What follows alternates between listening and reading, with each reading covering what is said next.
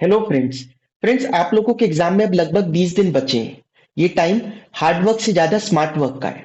देखिए, जिसकी तैयारी पूरी हो चुकी है, जो केवल रिवीजन कर रहा है, उसने एक एक टॉपिक को डिटेल में कर लिया है तो वेल एंड गुड। लेकिन कई स्टूडेंट्स ऐसे भी हैं जिनकी तैयारी अभी चल रही है, तो उन लोगों के लिए अब टाइम है स्मार्ट वर्क करने का। आप जो टॉपिक्स कर रहे हो, एडवांस्ड अकाउंट्स की मैं यहाँ पर बात करूंगा। आप लोग जो टॉपिक्स कर रहे हो वो पेपर में कितने रेलेवेंट है, ये आपको देखना पड़ेगा। देखिए, जो अभी नई स्कीम आई है, नए सिलेबस के हिसाब से इंस्टीट्यूट की तरफ से 8 पेपर्स निकल के आए हैं एडवांस्ड अकाउंट्स के। ये 8 पेपर कौन से हैं? एक तो मई का पेपर हुआ, एक सितंबर का हुआ, फिर मई, सितंबर और जनवरी के दो दो मॉक टेस्ट हुए, तो 6 मॉक टेस्ट हो गए और 2 पेपर हो गए। मैं आरटीपी को इसलिए काउंट नहीं कर रहा क्योंकि आरटीपी में कोई मार्किंग स्कीम के हिसाब से नहीं होता, वो तो हर चैप्टर का एक एक क्वेश्चन डालकर दे देते हैं प्रैक्टिस करने के लिए। वो रिवीजन होती है कि आप सारे टॉपिक्स की रिवीजन कर लो। पेपर के पैटर्न से तो बनती नहीं RTP.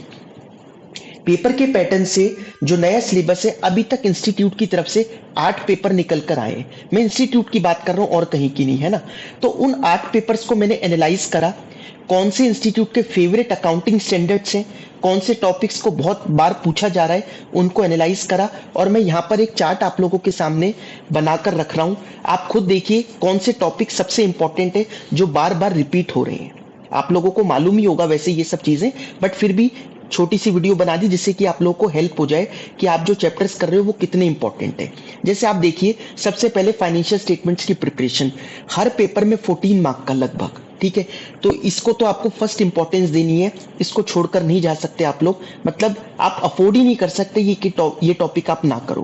Preparation of financial statements जरूर करना है हमारे को। कैश फ्लो स्टेटमेंट, इसको भी फर्स्ट इंपॉर्टेंस देना, ठीक है, बहुत इंपॉर्टेंट टॉपिक है। बाय बैक ऑफ सिक्योरिटीज, छोटा सा चैप्टर है और देखिए हर बार पेपर में आ रहा है। ये सबसे पहले मैंने सितंबर का पेपर रखा, फिर मई का, फिर ये मॉक टेस्ट रखे। जो रेले जितना अभी लेटेस्ट वाले हैं उनको पहले रखा, बाद में फिर जो पीछे होते गए, क्योंकि जनवरी के मॉक टेस्ट आपके लिए ज्यादा इंपॉर्टेंट है, फिर सितंबर के रखे, फिर मई के, ठीक है। ये सब नए सिलेबस के हिसाब से है। अमेलगमेशन देखिए, कंसिस्टेंटली 14 मार्क्स का आ रहा है, बहुत इंपॉर्टेंट टॉपिक है, ठीक है, इसको आप जरूर करोगे। इंटरनल रिकंस्ट्रक्शन, ब्रांचेस, 6 मार्क्स का, बिल्कुल कंसिस्टेंसी के साथ 6 मार्क्स का लगभग हर बार आ रहा है। तो 6 नंबर का ये है, इसको भी जरूर कर कर जाना है आपको, ब्रांच अकाउंटिंग को। ये टॉपिक्स आप छोड़ ही नहीं सकते।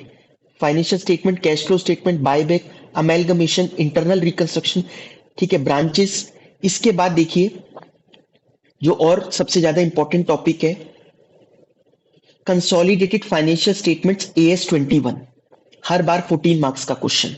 कई बार तो एमसीक्यू और आ जाए तो साथ में 2 नंबर का ऊपर भी आ गया, तो 16 तक भी जा रही है। 14 मार्क्स का क्वेश्चन कंसोलिडेटेड फाइनेंशियल स्टेटमेंट का, मोस्ट इंपॉर्टेंट, ठीक है। अब अकाउंटिंग स्टैंडर्ड्स की अगर हम बात करें AS 21 के अलावा, आप AS 26 जरूर करना। फेवरेट टॉपिक है, बार बार पूछा जा रहा है, ठीक है, बार बार पूछा जा रहा है AS 26, इसको भी आप छोड़कर मत जाना। इसके अलावा लीजेस, ठीक है, क्वेश्चन छोट कम मार्क्स का आ रहा है, 2 नंबर का, कभी 4 नंबर का, लेकिन आ रहा है। AS 19 लीजेस जरूर करना। AS 13 बहुत इंपॉर्टेंट टॉपिक। AS 13 हमेशा आया है लगभग, कभी तो 10 मार्क्स का भी दे रखा है मॉक टेस्ट में, एक में, ठीक है। 2+4 का, 8+2, 7+2, 5, 4, तो AS 13 भी आप जरूर करोगे, ठीक है। फिर इसके बाद next revenue recognition, most important में से है ये भी। AS 9 भी आप जरूर करोगे, रेवेन्यू रिकॉग्निशन। इसके बाद अकाउंटिंग स्टैंडर्ड 2, AS 2, देखिए कितना छोटा सा एएस है और हर बार लगभग क्वेश्चन आ रहा है इसका, ठीक है। अभी सितंबर में ही 2+4, 4 मार्क्स का ऑप्शनल में था और 2 मार्क्स का क्वेश्चन एक अलग से था, ठीक है। ये सारे टॉपिक्स हैं जिनको मैं कह रहा हूं आपको फर्स्ट इंपॉर्टेंस देनी है। इसके बाद आप लोगों को और कौन कौन से टॉपिक करने हैं देखिए। AS 4, contingencies and events occurring after the balance sheet date, जब आएगा तो कभी 7 नंबर तक का भी पहुंच सकता है ये क्वेश्चन, ठीक है। और अभी ये 7 मार्क इसलिए कह रहा हूं क्योंकि ये जनवरी के मॉक टेस्ट में है, अच्छे से कर कर जाना है इसको, ठीक है। AS 7 भी इंपॉर्टेंट होता है, इसको भी जरूर करना, क्योंकि क्वेश्चन आया तो वो फिर बड़ा ही आता है क्वेश्चन, और ये अभी के मॉक टेस्ट में भी है लेटेस्ट। इसके बाद गवर्नमेंट ग्रांट्स, ये जरूर करिएगा। एक AS 29 है, provisions contingent liabilities and contingent assets, इसको भी करना।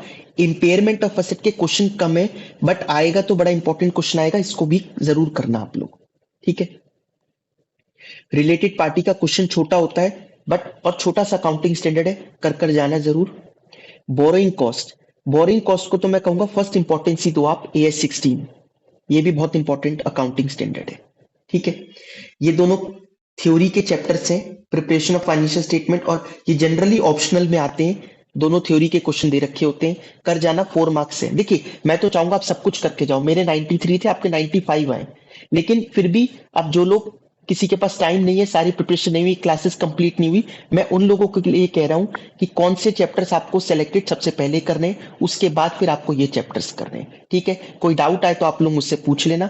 ये आपका ट्रेंड एनालिसिस है, मैं इसको टेलीग्राम पे भी डाल दूंगा, आप इसको और डिटेल में पढ़ सकते हो, ठीक है। Thank you so much.